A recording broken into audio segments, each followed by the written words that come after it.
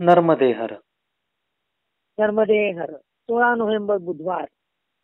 सांक्रियाहून सकाळी 7 वाजता निघालो आणि नदीच्या काठाने मैया सोबत होती. सुरुवात झाली त्रिक्रमेला.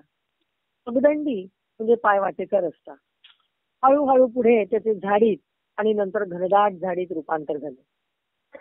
काटे कुटे काठीने दूर करीत, कधी झाडांच्या जाळीतून वाकून टेकड्यांवरून चढत उतरत प्रवास चालू होता. जवळजवळ सगळे ग्रुप आणि मागे पुढेच निघत होते. पुढचा मार्ग कठीण कठीण होत होता. झाडी संपली आणि खडकाचा रेस सुरू झाला. उंच खडकावर चढावे उतरावे लागत होते. कॉन्सन्ट्रेशनची परीक्षा, लक्ष देऊन पावलं ठेवावी लागत होती. त्यामुळे चालताना जप करायचा ते होतच नाही असं लक्षात आलं. तेव्हा मला नारद मुनींची गोष्ट आठवली. आवडता भक्त कोण?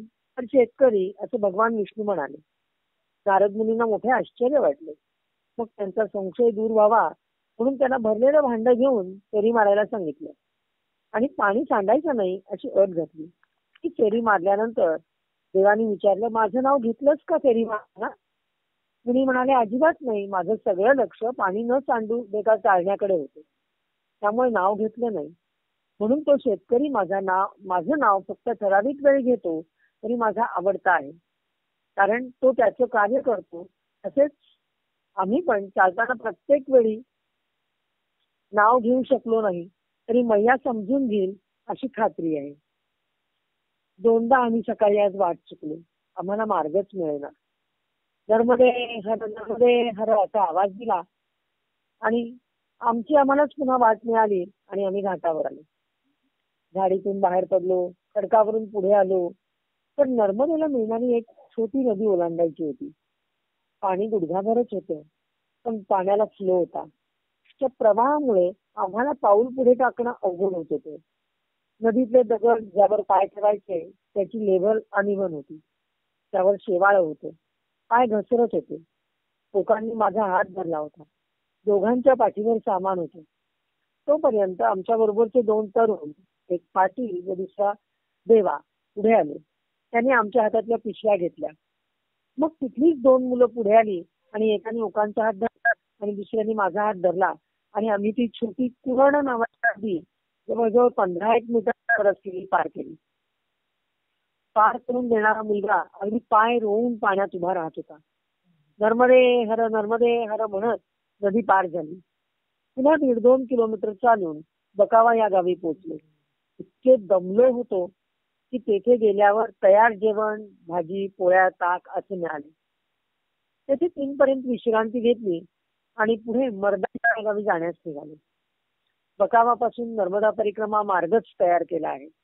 दोन्ही बाजूनी शेती आहे. कापूस, मिरच्या, एरंडाची शेती आहे आणि झाडी पण बऱ्यापैकी आहे. त्यामुळे आज उन्हाचा त्रास फारसा झाला नाही. हवी होती. तरी सुद्धा थोडं आणखीन एक पुढे गेल्यानंतर 2-3 किलोमीटरच असेल खरं बकावा पासून आम्ही मर्दानाला आलो होते. पण पुढे मात्र थोडा त्रास व्हायला सुरुवात झाली. चढ खूप होता आणि मग ते मर्दाना गाव आलं तोपर्यंत आम्ही फ्रेश होतो बऱ्यापैकी. पण मग असं वाटलं की आता आश्रम लगेच यावा आणि आम्ही आश्रमात जावं.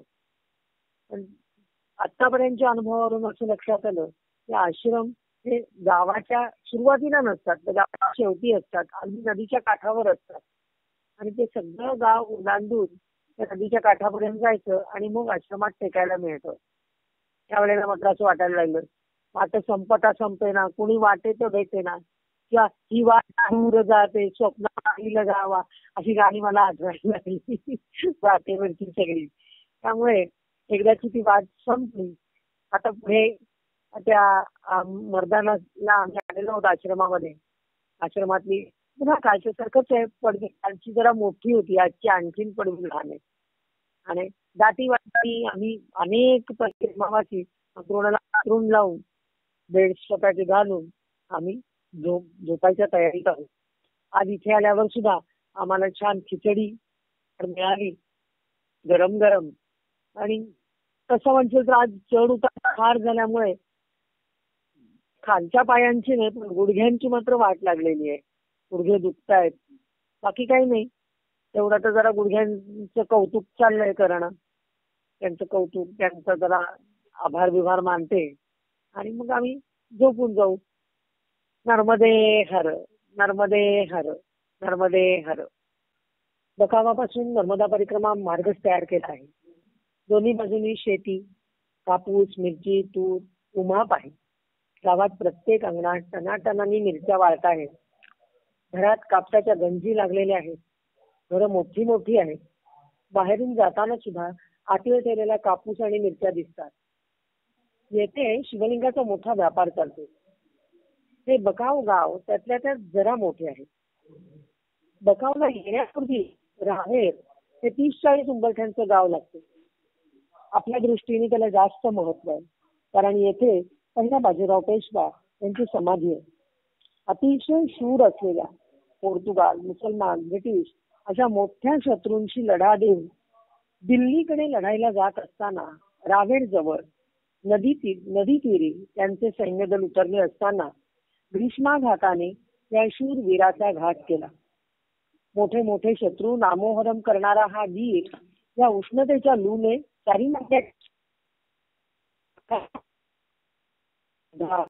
नेता गमावला. 1740 साली अवघ्या वयाच्या 39व्या वर्षी बाजीराव पेशवे गेले. येथे त्यांची समाधी बांधलेली आहे. त्यांना मुजरा केला आणि बकावकडे गेले. येताना वाटेत एका कापसाच्या शेतात दमलो म्हणून आंब्याच्या झाडाखाली बसलो होतो.